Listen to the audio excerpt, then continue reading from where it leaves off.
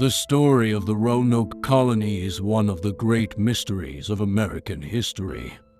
In 1587, a group of English colonists arrived on the coast of what is now North Carolina, with the hope of establishing a new settlement in the New World.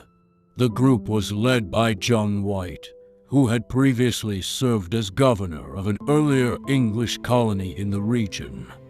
The colonists established their settlement on Roanoke Island, but the going was tough.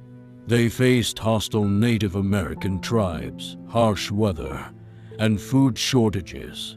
Despite these challenges, the colonists were able to establish some relationships with the local tribes and make a few advances towards building a sustainable colony.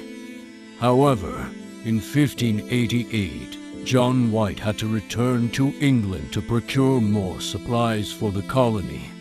Unfortunately, due to the war between England and Spain, it would be 3 years before White was able to return to Roanoke. When he finally arrived in 1590, he found that the entire colony had disappeared.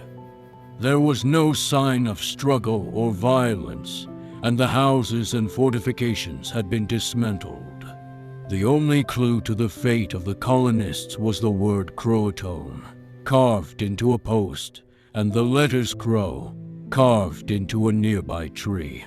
No one knows for sure what happened to the colonists, but there are a few theories. Some believe that the colonists were killed by Native Americans, or that they died from starvation or disease. Others believe that the colonists may have tried to sail back to England and been lost at sea, or that they may have been taken captive by another European power. Still others speculate that the colonists may have integrated with the local Native American tribes, or even moved to a different location on the East Coast.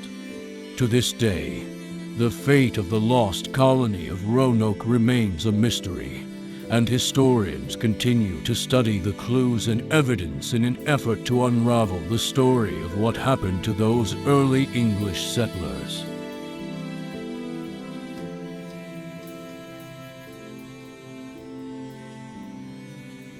In the late 16th century, a group of English colonists arrived in what is now the eastern coast of North America. They were looking for a new land to call their own, a place where they could start anew and build a better life. However, as they settled in and began to interact with the native people, something terrible began to happen. The colonists had unknowingly brought with them a deadly disease called tuberculosis. They had no idea that they were carrying this disease, and as they interacted with the natives, the disease began to spread. The native people were not used to such illnesses and had no immunity to them. As a result, the disease quickly began to spread among them, causing many to fall ill and die. At first, the natives tried to help the colonists. They brought them food and helped them build shelters to protect them from the cold winter. But as more and more of them became sick and died, the natives began to catch on that the colonists were the ones spreading the disease. In response, they stopped helping the colonists. They refused to give them food or help them build shelters. As a result, more and more of the colonists began to die. It became so cold that the colonists did not have the strength to bury the dead. Instead, they burned the bodies to keep warm and prevent the spread of the disease.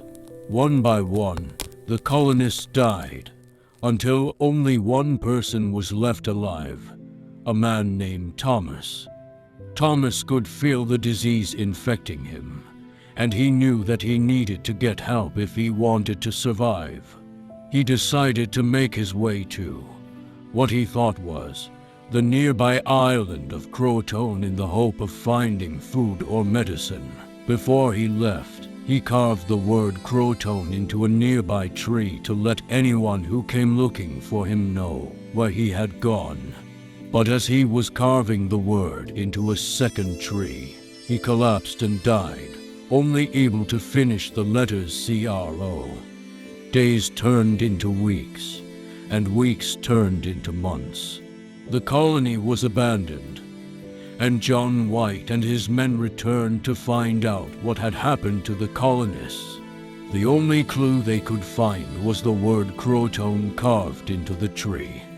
Unaware of the tragedy that had taken place so many years ago. As time went on, the wilderness reclaimed the abandoned colony, and the memory of the lost colonists faded into obscurity. No one knew that Thomas was the lone survivor for a while, and his body was never found. It's possible that his body may have been eaten by a bear or another wild animal, or his body might still be buried somewhere under the leaves at the base of the Crow tree. But despite the mystery surrounding his fate, the legacy of Thomas and the lost colony lived on. His carved message on the tree became a symbol of the enduring human spirit and the quest for survival against all odds. And even today, the tale of the word Croton and crow carved into the trees all those years ago remains a poignant reminder of a chapter in American history that remains shrouded in mystery and intrigue.